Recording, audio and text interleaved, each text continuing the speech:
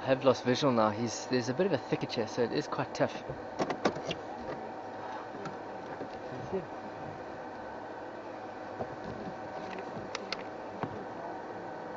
There, somewhere there. Left. Somewhere here. Station Herman is pulling out of this one majority way. With access to stop with access junction, Gallagher shortcut leaving every area locked by 4-1. Okay, I just see him again. Yes, you have to.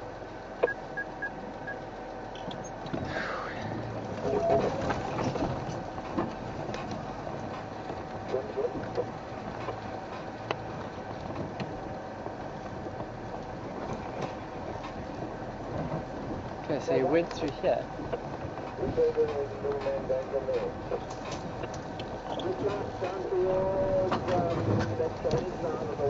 Sorry?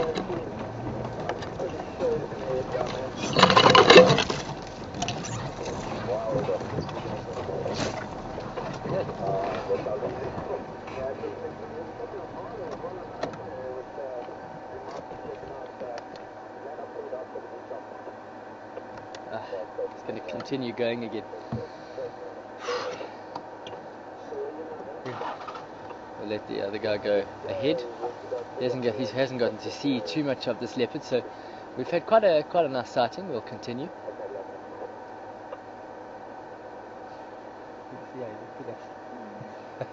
One of the gentlemen on the back of the vehicle looking at us like we're a complete spectacle.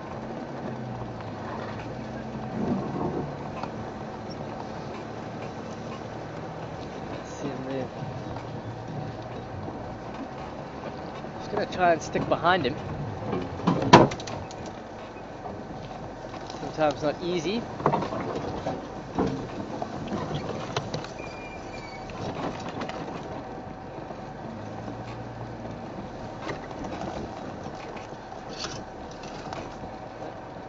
See him.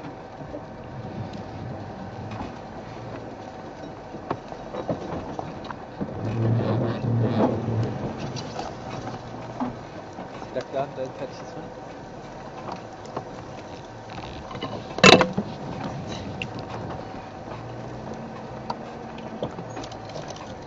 Okay, see him again. Well, folks, I don't know how long we're going to stay with this animal for. It's been very, very tough on both myself and Kath, and especially Kath on the back there, and on the jigger. She's taking quite a bit of hammering out here.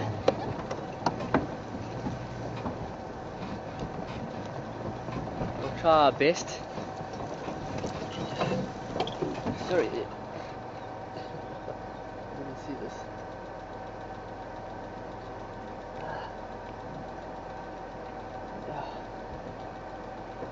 Shit, drove into Golden Orb Spider's web here, didn't see it at night yet.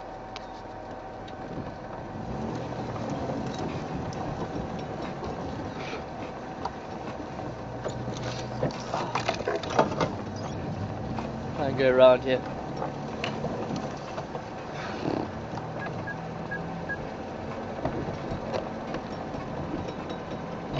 Okay, how are you doing?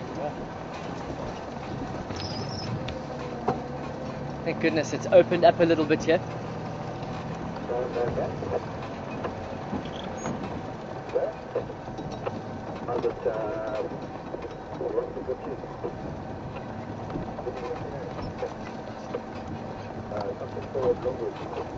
We're just a little bit west of quarantine now.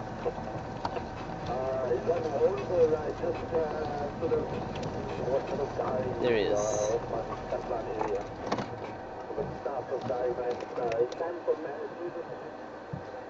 There we go.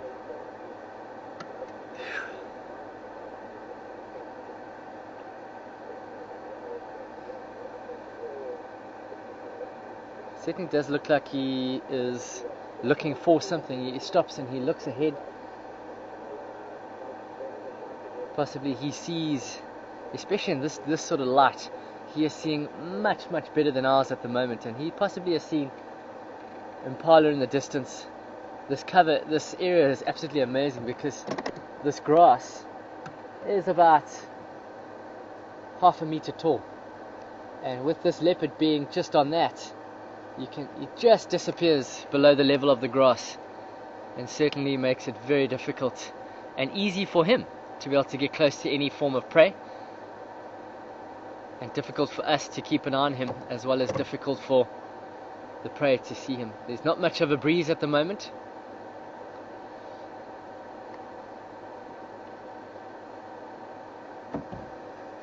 so it would be a perfect opportunity right now to be able to go and hunt.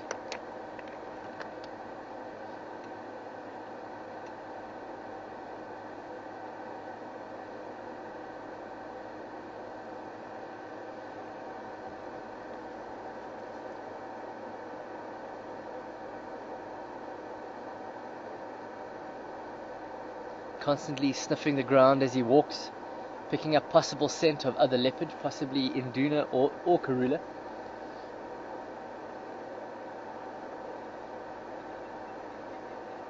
Maybe following the scent of a particular prey item.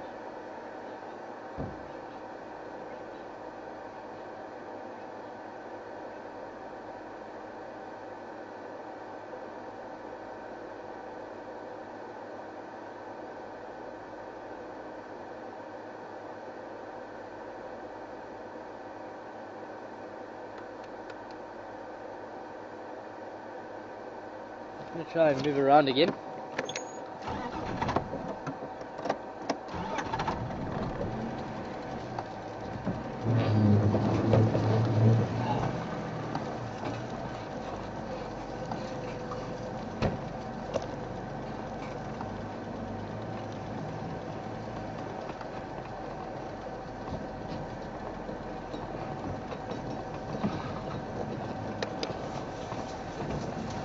Okay, don't touch these, Kath. Alright, we're on the road.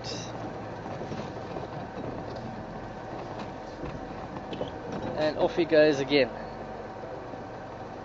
Man, this guy does not like roads at the moment.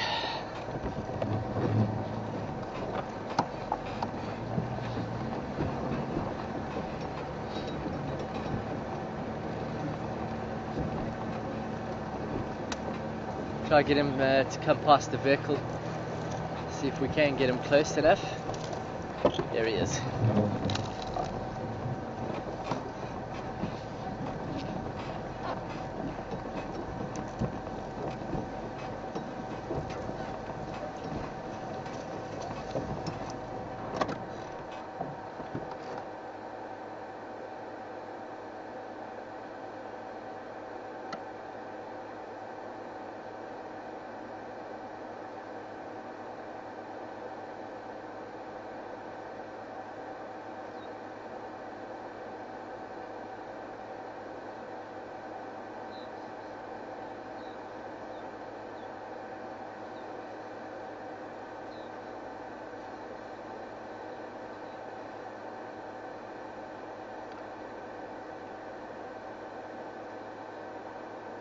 Coming just in front of the jigger now.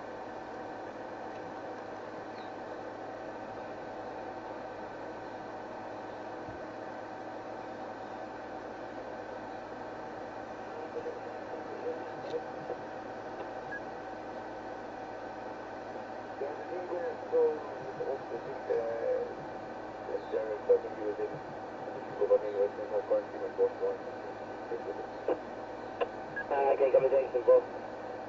Ja, ik zie een paar mensen pointing for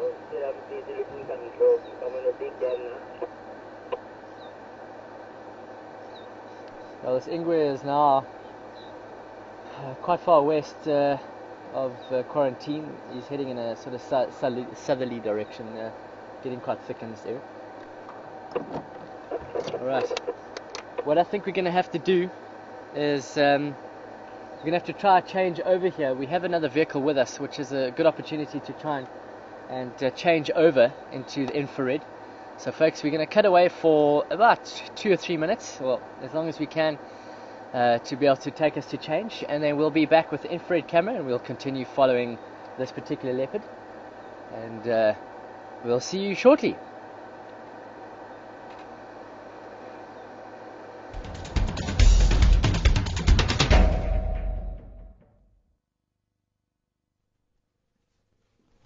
Hi everybody, this is Tara in Final Control. I'm just stepping in to help Herman out, so don't be confused about the tone of the voice. Hope you were all enjoying the drive there. Absolutely great to spend some time with Mishu and hunting. But don't go too far away. We'll be having the night camera in just a few moments and we'll be right back.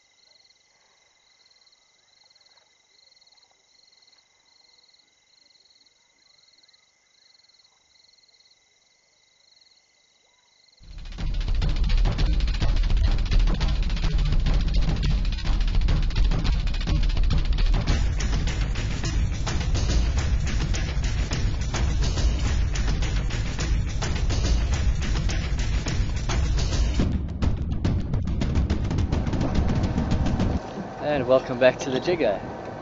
So we're back with the infrared camera. We've still got the leopard here in sight. There we go. So of course until still a little bit light, of course with the sun that is set, there's a little bit of a glow, and with the spotlights of the other vehicles it's going to be slightly bright, but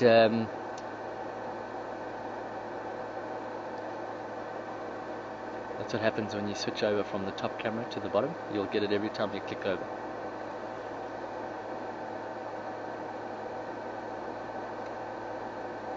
Right, there we go. So it is going to be a little bit bright just for now.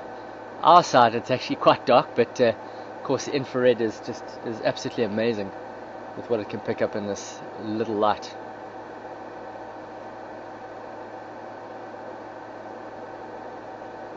Settling on a termite mound, which is nice of him. Let's see if I can get a little bit closer.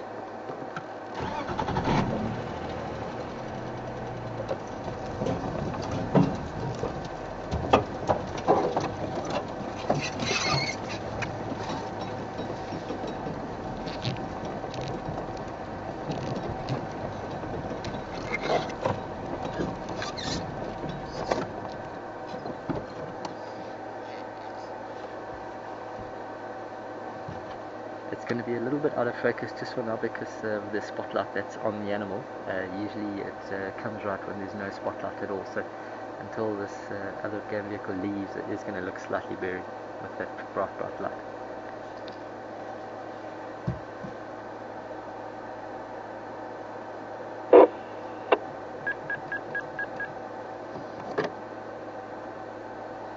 Oh, Mishu just doesn't want to sit still for too long.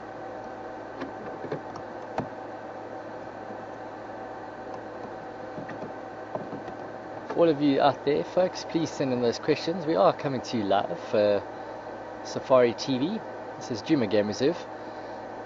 We are part of the Sabi Sands, the very northern side of the Sabi Sands. The Sabi Sands is Sabi Sands borders on the western edge of the Kruger National Park, and we are watching Mishu, the young male leopard, not yet a territorial male. Possibly going through the changes now where he'll be looking to take a territory.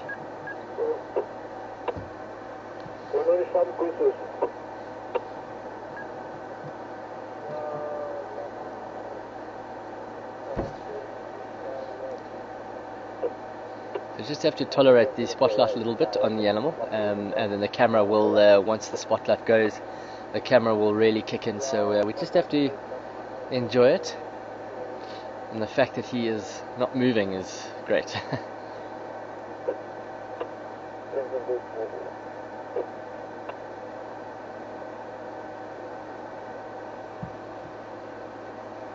Folks, we are going to go until about 6:30ish. Of course, if the batteries last, and we'll follow him for a bit. And let's hope he stops the bit of a goose chase, because certainly it's been a wild ride trying to follow Mishu.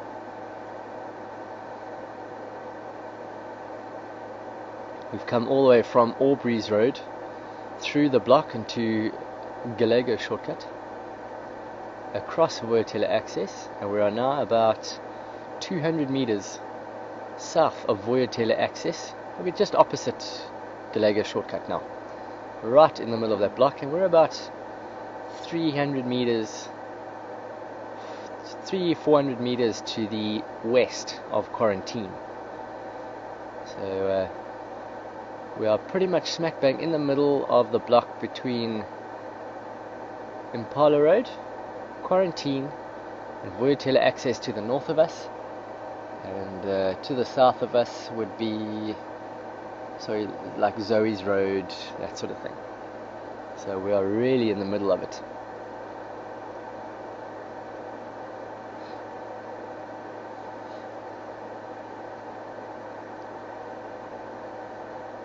And now he decides to sleep, when generally leopards during night time are supposed to go active. Of course, you know, we never ever, as I like to say, put an animal in a box, metaphorically. You don't just say, well, I read in the book that leopards are nocturnal, because they will do whatever they want to do. And if he's been moving around for quite a bit of the day, he's going to need to rest up for a bit. I was hoping he was going to do more of it when we first saw him on Voyatilla Access, because he had come quite a far way from sort of Sandy Patch North area. But certainly he had a bee in his bonnet, and he tried to chase some crested franklins, which he missed, and he's been moving ever since.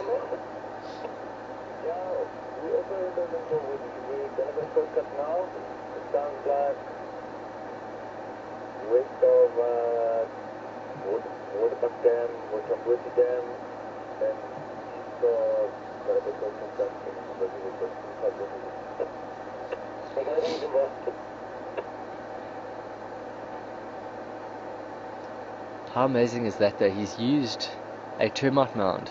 It's a raised position. He's probably about a meter, 1.2 meters above the ground. He's using the termite mound because it's getting a little bit chilly now. Of course, the termite mound has been baking in the sun all day, so it's going to retain a lot of that warmth. So he's going to use that warmth. Also, the height advantage. Remember that in this light, the eyes are going to be seeing far more than what we are, and so he's got that viewpoint. Although he's got his head completely tucked in now, he is fast asleep. But in the case if an animal had to come round and not notice that Misha was here, he would certainly have that vantage point to be able to get to this prey. As I say, when it comes to animals, there are no rules when it comes to what they do. So as I said, you may read every single book about leopards, every single book, and you may still see something new and think, my gosh, why is this happening? You know, it's unusual behavior. But for that leopard to do that, it is usual behavior. So we cannot take it that it is something that's just because we haven't seen it, it doesn't mean that it doesn't occur. And so when you come out here, and that's what makes safari such an amazing thing, is because no two safaris are the same. And that is because although the same animals may be out, but behavior changes, conditions change, the places that they move around may change. This is the first time that I've been down here with Mishu, been with any leopard down here before. So certainly it is. It's turned out to be quite a nice little setting here with him about head height with us here on the jigger. He's tucked his head in completely like a little baby.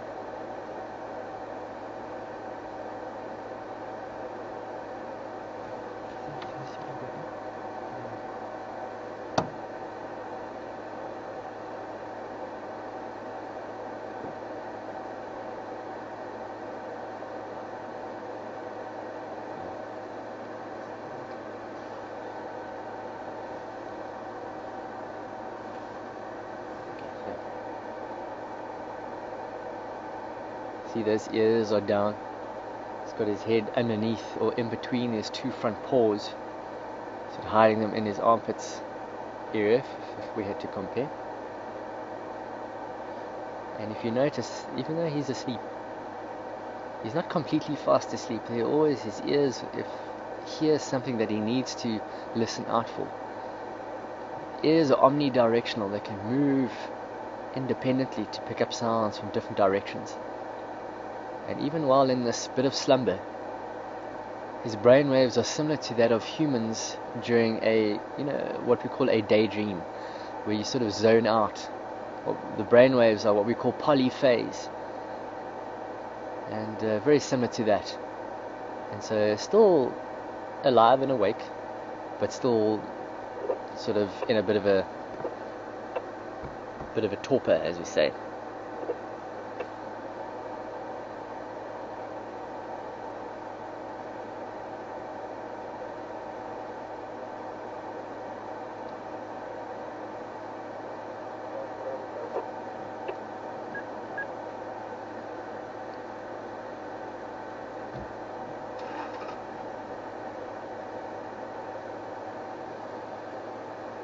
Okay, so There we go. We Yeah, can turn I'll the iris check up. of putting out Copy. Thanks, and 4. There we go. Yeah, we're on the east of the west of Old and west of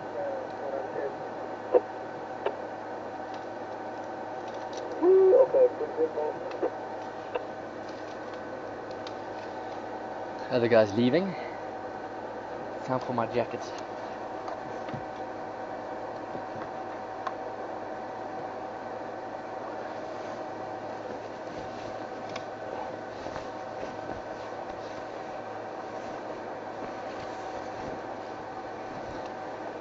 Sorry.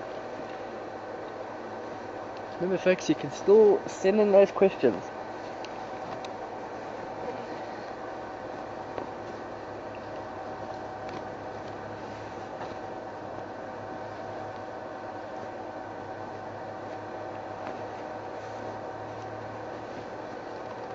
Remember, the questions to email is finalcontrol@safari.tv.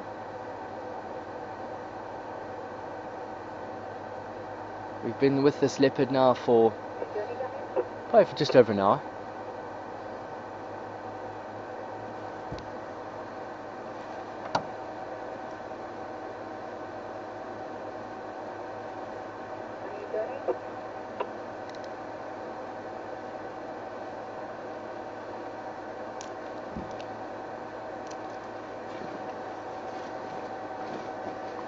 Johnny.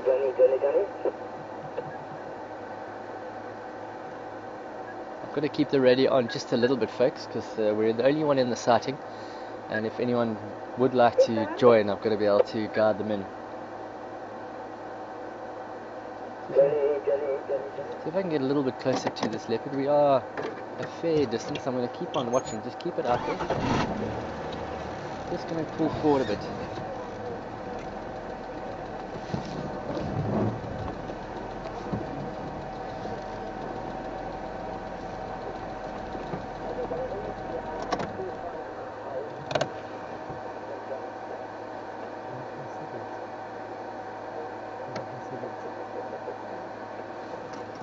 There we go, so we're a little bit closer.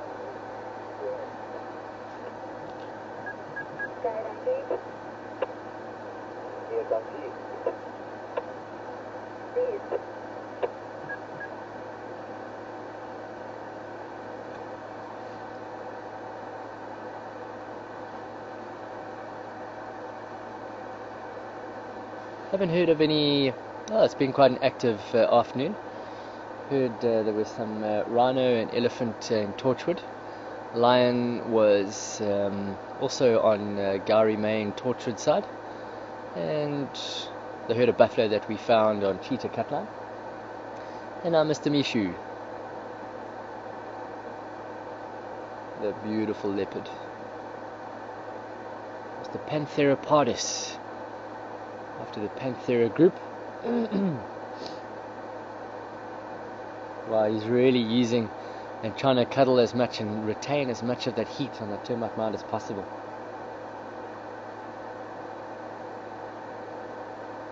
Certainly these animals will get cold, and they'll use what they have in their environments, and quite often during winter I keep on saying that the roads are some of the best places to find in the morning those the cats. Still with this Mampimpa and my daughter Ingwe. We're about halfway between Zoe's Road and Quarantine, and about 200 meters south of Vuyatela Access, pretty much opposite Gallego shortcut.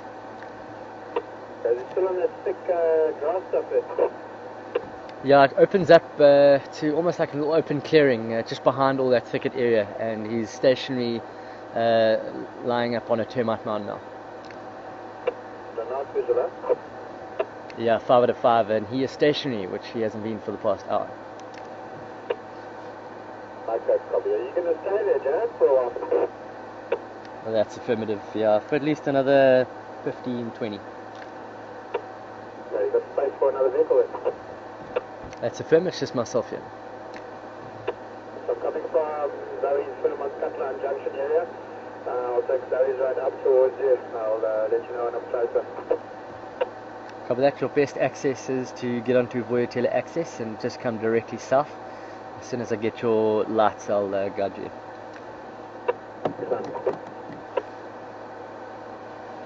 Alright. Yeah, Madora, junction, Rose Road, heading west. Just heard about there's another leopard on Voyatele access. Zoes Road. There's another male leopard somewhere. It must be in Duna. Alright, go with the question.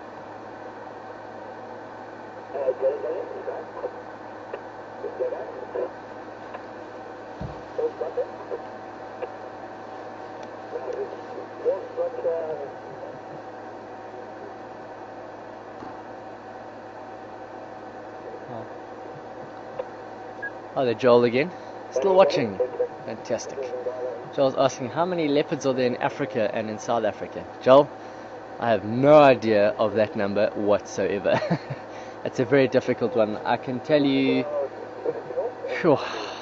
in the whole of Africa, I have no idea. Just let me just find out something. Tara, confirm there's Will there. See if he has any idea of any numbers within Southern Africa or South Africa or Africa in general.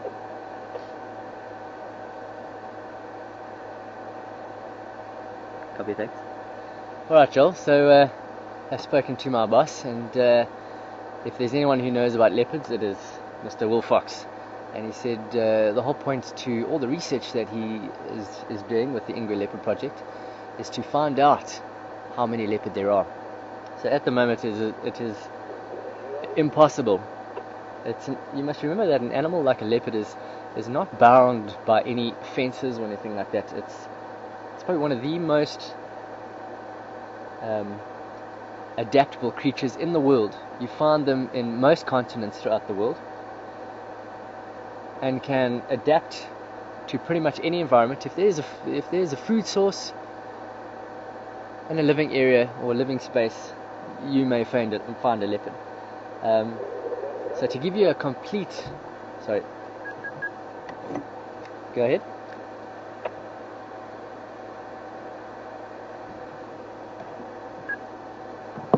So to give you an idea, very, very difficult through Africa and through Southern Africa. I can tell you, Joel, how many leopards there are that is to be estimated within the Greater Kruger National Park area. And apparently that's probably just over the 1,000 mark. Now, of course, I say it isn't estimated.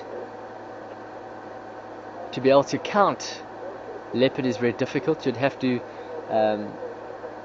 possibly bait and put some calling out of a distressed animal and see how many leopards come in, or it's very, very difficult. So I do know that the Kruger has an estimated just over 1,000, I think it is, which I said may vary because, of course, the borders to the park are not the borders to leopards' territories. They may go in and out. I know for a fact we had 2 or 3 leopards when I worked for Singita, which was on the Mozambique boundary, the eastern boundary of South Africa to Mozambique, and the amount of times that we tracked these leopards over into Mozambique. So it's almost impossible to tell you how many there are.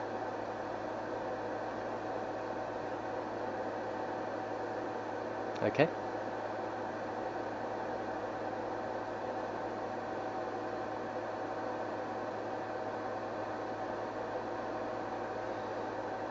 Good evening, Tam, from a cooling down Sabi Sands. And Tam's asking what would happen if we had to drive through that herd of buffalo we saw this afternoon. Well, Tam, pretty much they would pretty much disperse and they'd end up stampeding and running around and what have you.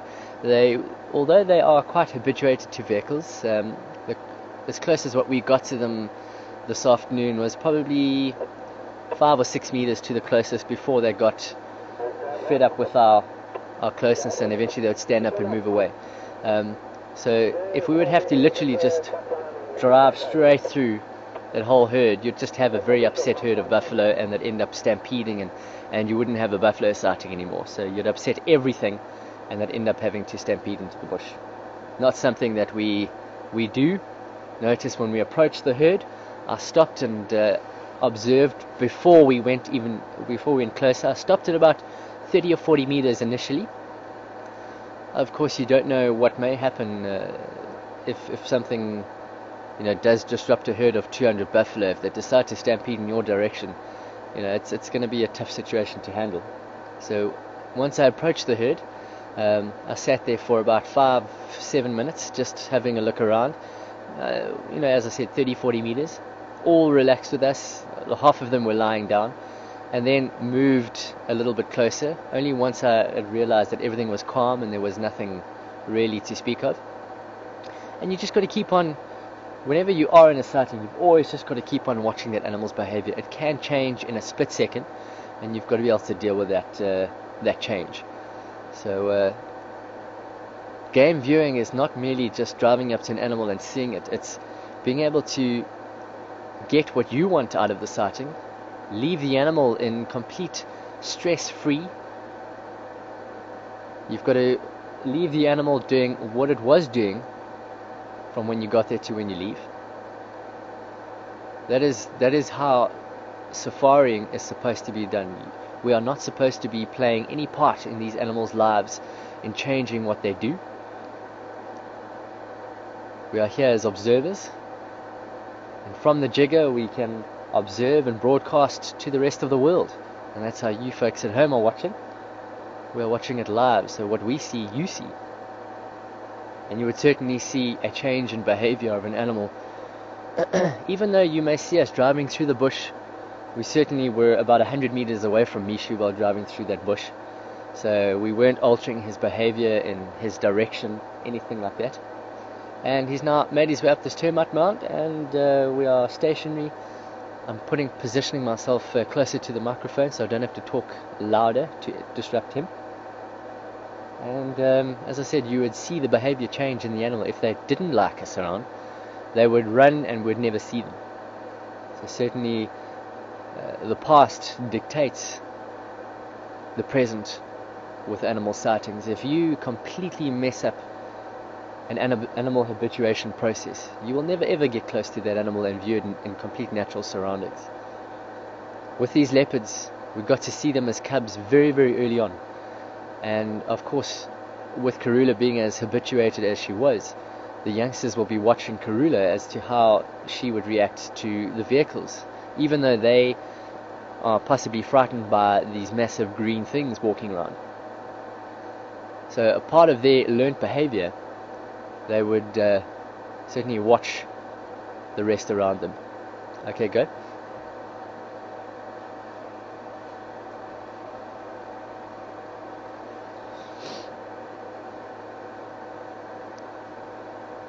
A very good evening, Randy.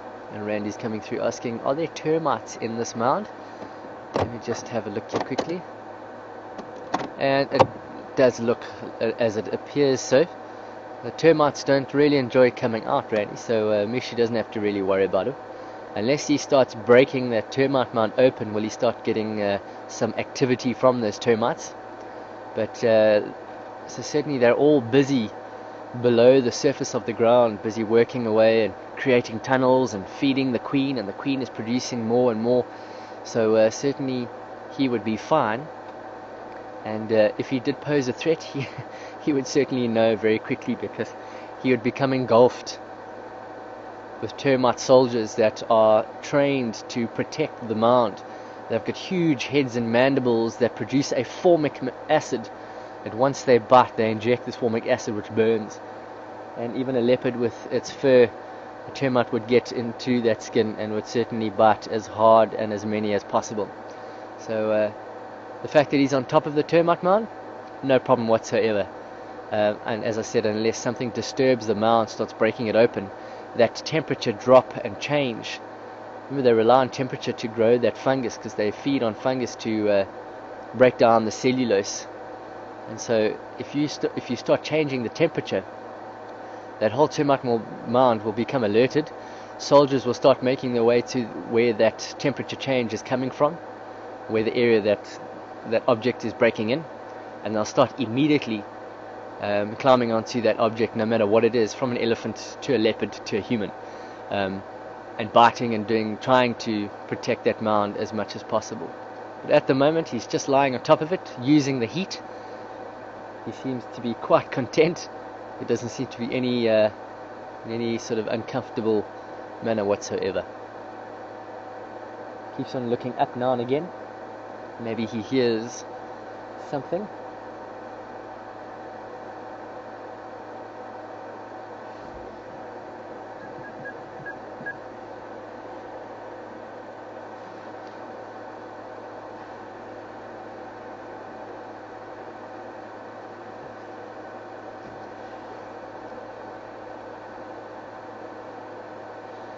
It really is truly amazing to be able to sit here in darkness. We're sitting here, okay, relative darkness. I say that because the moon is shining and it's casting a shadow.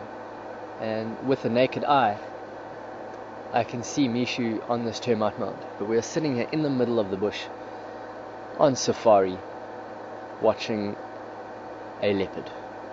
It certainly doesn't get much better than this, folks.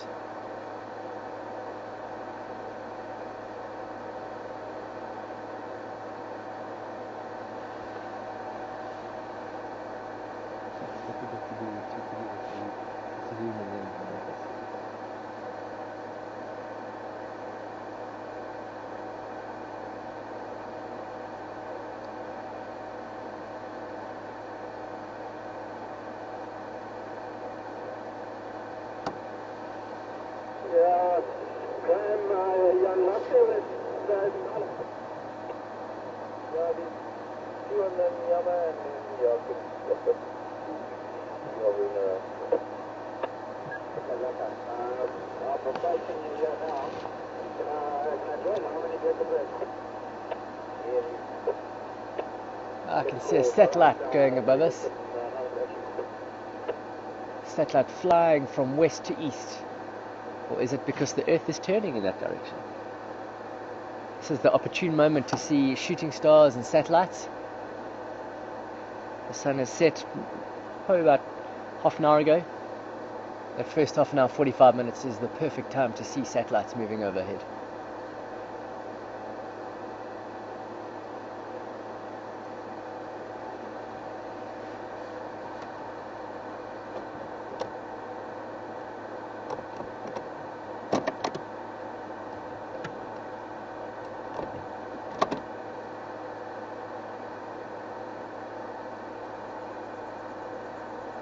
Okay.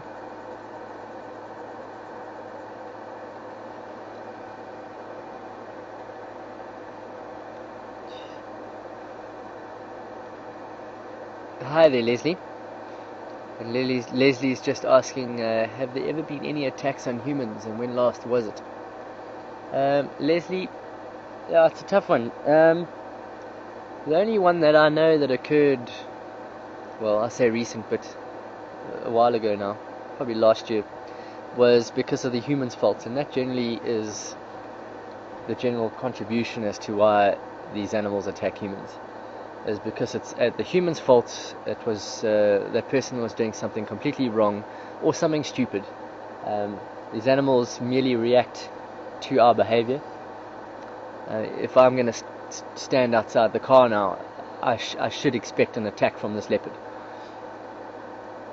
So it certainly does depend on that human. And the last one I heard, I think a gentleman had fallen asleep with his door open and he was cooking or something like that, and a hyena came in and that was that. But certainly that was the stupidity of that person.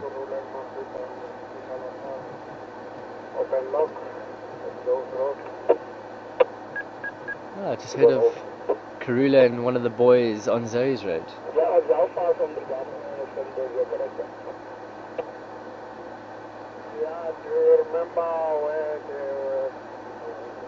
Okay, good.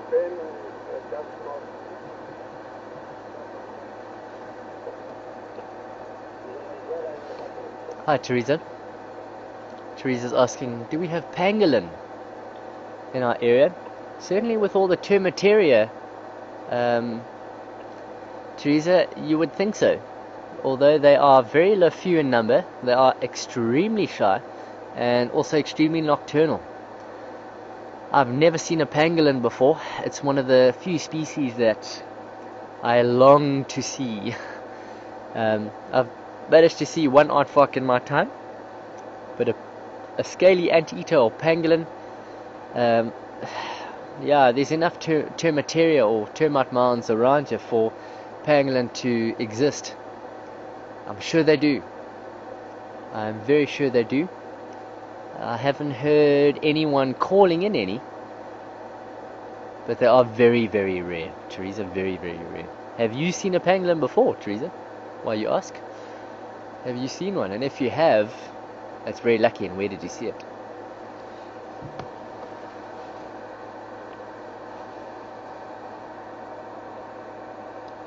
But folks, we're only going to be sitting for another 5 or 10 minutes, and then we'll slowly make our way back. I say slowly make our way back because we've got to get through some serious thick bush in order to get back to the road. I think I might actually just head directly east, straight to quarantine and come through that way. I don't know. My best option. Okay.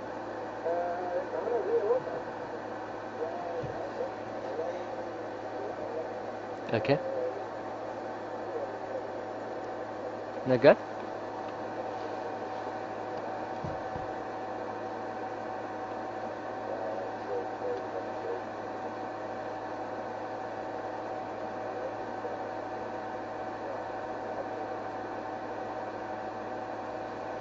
Confirm Caitlin.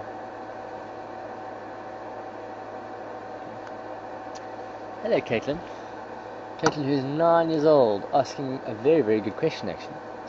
Caitlin asking, excuse me, why do cheetah not roar like other big cats? Well, certainly a leopard doesn't roar. A lion is the only one that really roars as much as what it does. They each have their individual sounds that they make, Caitlin. So a lion roars, a leopard makes a sawing. Try and sort of put it, try and describe it to you, the sound that they'll make when establishing territory, which is what lions will do also. They roar to establish territory and also for contact with other lions. A leopard will make a sawing sound, almost like a wood saw cutting through like wood. So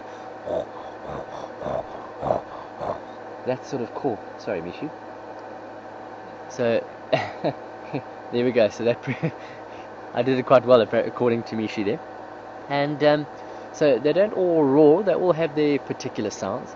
A cheetah, on the other hand, a cheetah makes this very high-pitched, very difficult to describe. I'm not going to do it because it's very difficult. But almost like a bark rather than a roar. But it's very short, sort of type call that is quite loud and will echo quite far. None of these sounds carry as far as what a lion's roar will carry. The human ear can hear a lion's roar for up to 8 kilometers. A cheetah, you're probably looking at about 2 kilometers or so, depending on the area, of course, if it's thick or area, if it's all open. And then leopard a little bit further. But certainly that low frequency does travel quite far.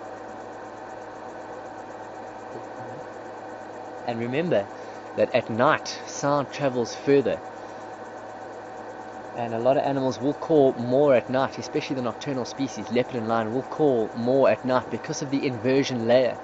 An inversion layer is a more dense layer of air that sits above the earth.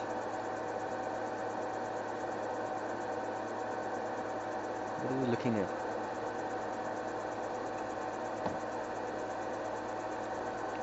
So this inversion layer sits above the earth, and during the day, why leopard and lion don't call generally during the day is because that thick layer of air sort of creates a ceiling. So the sound waves that carry during the day are going to have to be much stronger to try and travel as far as it can go. At night, on the other hand, in early morning, when that inversion layer drops, that ceiling is very, very close to the earth, and therefore a call is going to travel much further. Now for a cheetah, which is a diurnal or a day active species, calling in the day is only going to be able to call, well, not very far, as I said, a kilometer or 2, and so it's only going to rely on that short distance call for territory. and that doesn't happen very often. And cheetah will most of the time, sort of to establish their territory, will use that spraying, that scent marking, what we call retromingent, that backward spraying of urine, more so than the call, where lion are pretty much both 50-50 spraying and calling. Spraying, of course, is a long-term barrier and territorial marking, where a call is a very short-lived establishing. Watch those ears. You can certainly see that he is picking up sound from Zoe's road, possibly maybe Karula and Induna. That's on Zoe's road.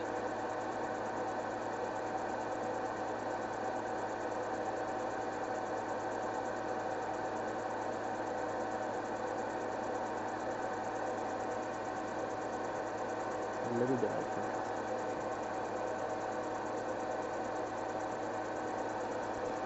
Thanks for the call, Teresa, and that was a very good question.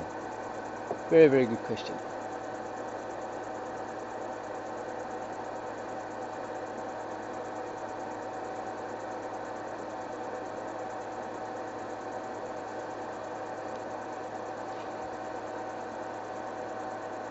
Right, folks, we've probably got about 5 or so minutes left. Confirm our time. Okay, folks, we've probably got about 2 or 3 minutes left. Sorry about that. So we'll close off here with this animal in sight, and then once we've closed off, I'll then start making my way back to the road. Enjoy Mishu last little bits of moments, and this is myself and Kath's last leopard. Well, we might get one going out tomorrow, you never know, but as far as we know, this is our last leopard before we head on leave tomorrow. We'll be leaving early in the morning.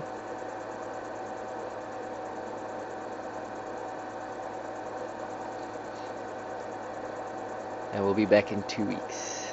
And thank you to everyone who sent in the best wishes, and we will enjoy our leave. Thank you.